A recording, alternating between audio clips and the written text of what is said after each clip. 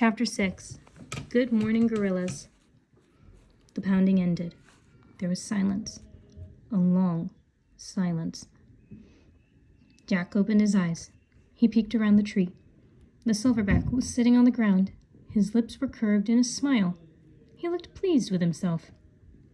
Was his whole act a fake? Jack wondered. Jack didn't know whether to be scared or to laugh. The only thing he did know was he still had to get to Annie.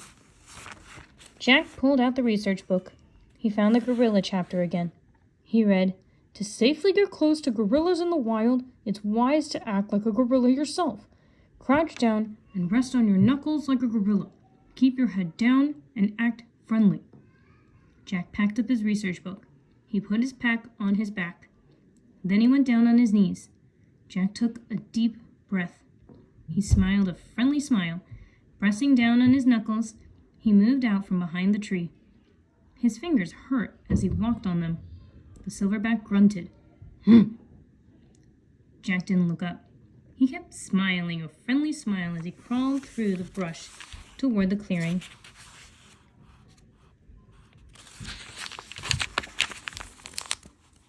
When he got to the edge of the clearing, he glanced back.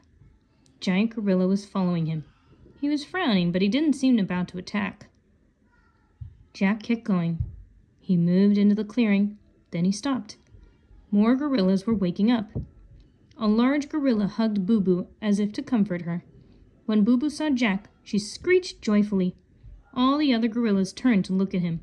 They made nervous sounds. Jack's heart pounded, but he just smiled his friendly smile and kept crawling. He crawled around the gorillas and over to Annie. "Wake up," he said, shaking her. Annie yawned, then opened her eyes. "Oh, hi," she said. "Are you okay?" asked Jack. "Sure," she said. She sat up and looked around. She gasped. The gorillas were staring at Jack and Annie with bright, darting eyes. The silverback stared the hardest. "Oh, wow," said Annie. A joyful smile crossed her face. "Good morning, gorillas." Chapter 7. Eating out. Annie kept smiling at the gorillas. "Wow," she said. "Wow, wow, wow." "Didn't you know you were sleeping next to them?" Jack asked. "No," she said. "When you didn't come back, Boo Boo led me here, but I couldn't see anything. It was too dark." Just then, Boo Boo left her mother's arms and bounded over to Annie. She climbed into Annie's lap and hugged her. Another small gorilla left his mother and ran over to Annie, too. He was about the size of a 2-year-old. "Ho, ho," he said. He gave Annie a playful poke. "Ho, ho yourself," said Annie. "Is Ho Ho your name?" She tickled Ho Ho. She tickled Boo Boo, too. The two small gorillas made laughing sounds and fell onto their backs. The two mother gorillas laughed, too. They said. Jack felt a little jealous. He wanted the gorillas to like him as well, but didn't know how to join in the fun. So he just sighed and pulled out his notebook. He added to his gorilla behavior list. Gorillas like to tickle and laugh. Suddenly he heard a low growl. He looked up. The silverback had moved closer to him. He was glaring. "That big guy doesn't understand what you're doing," Annie called to Jack. "He's never seen anyone take notes before." Jack quickly put his notebook away. The giant gorilla huffed. Then he turned to his family and gave a short bark. The gorillas began lining up behind the silverback. The baby traveled on his mother's arms. Ho Ho traveled on his mother's back. Boo Boo and Annie held hands. They all followed the silverback out of the clearing. "Come on," Annie called to Jack. "Let's go with Big Guy in the game." Jack shook his head. "I don't think they want me to come along." Boo Boo screeched at Jack. She held out her free hand to him. "Boo Boo wants you," said Annie. Jack smiled shyly. He took Boo Boo's small, warm hand. Then he walked with Annie and the gorillas out of the clearing. On their ramble through the cloud forest, the gorillas found food everywhere. They munched flowers and ferns and leaves. They swallowed and burped. They munched twigs and branches and pieces of bark and bamboo. They swallowed and burped. As the gorillas ate breakfast, it started to rain again. But they didn't seem to mind. Annie didn't seem to mind either. She and Boo Boo played tag in the drizzly woods. They ran around the trees, laughing and screeching. Jack tried to follow them, but he gave up. He was tired and cold. Shivering, he stood under a mossy tree to keep dry. While he was alone, Jack sneaked his notebook out of his pack. He made a new list. Gorilla food. Ferns, flowers, leaves, twigs, bark, branches, bamboo. As he wrote, he heard a low growl. He looked up. Big Guy had spotted him. The silverback was standing close by. He was frowning at Jack, his lips tucked in a tight line. Sorry, said Jack. He quickly put his notebook away. But Big Guy kept frowning. Jack tried to act like a gorilla. He went down on all fours. He tore off the leaf of a plant. He took a bite. It tasted bitter, like vinegar. Jack pretended to munch and swallow and burp. Big Guy huffed, then moved on. As soon as he was gone, Jack spat out the leaf. Yuck, yuck, he said, wiping his tongue.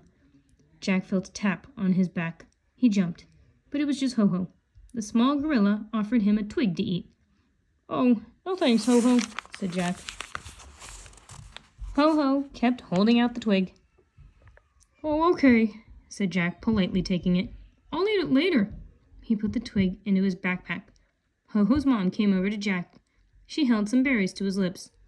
No thanks, Jack said. The gorilla stared at him with a sad look. Okay, said Jack. He opened his mouth, and Ho-Ho's mom fed him the berries. Jack munched the berries. To his surprise, they tasted good. He swallowed, then burped, just like a gorilla. This time, he wasn't pretending. Boo Boo's mom then came over to Jack. She offered him some rainwater from a cupped plant. Jack was very thirsty. He sipped the water. It tasted fresh and cold. Boo Boo's mom took Jack's hand in her wide hand. She led him through the forest to Annie and Boo Boo. Boo Boo screeched happily when she saw Jack. She threw her furry arms around him. Hi, we missed you, Annie said to Jack. Are you having fun? Jack smiled and nodded. Actually, he was having fun now. He didn't mind the rain so much anymore. He didn't feel so left out. Some of the gorillas really seemed to like him, he thought. They seemed to like him a lot. Chapter 8. A Special Language. The rain ended. Slowly the feeding came to a stop. Big Guy led his family into a clearing. The tall grass sparkled with misty sunlight. The silverback lay down and tucked his arms under his head. The other gorillas gathered around him.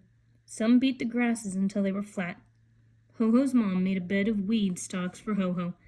Boo Boo's mom made a bed of leaves for Boo Boo. Then she made 2 extra beds for Jack and Annie. They lay down with all the gorillas to take their naps. Jack used his backpack for a pillow. Lying on his leafy bed, Jack watched the mother of the baby gorilla groom her small baby. The mother parted his hair and searched through it, picking at his skin now and then. The baby soon wiggled free and crawled around in the grass. His mother gazed, then rested on Annie. She moved over to Annie and gently grabbed one of her pigtails. She studied it carefully. What are you doing? Annie asked. She's looking for bugs, I think, said Jack. Oh, yuck, said Annie, sitting up. Jack laughed. Just then the baby's mother reached for him. Oops, no thanks, no bugs on me, he said, and he sat up too. The mother gorilla lay back in the grass and closed her eyes. Her baby crawled over to Annie. Hi, little guy, Annie said tenderly. She picked up the baby and stroked his head. The baby smiled at her and closed his eyes. While all the gorillas napped, Jack sneaked the book out of his pack. He found the gorilla chapter, and he read softly to Annie.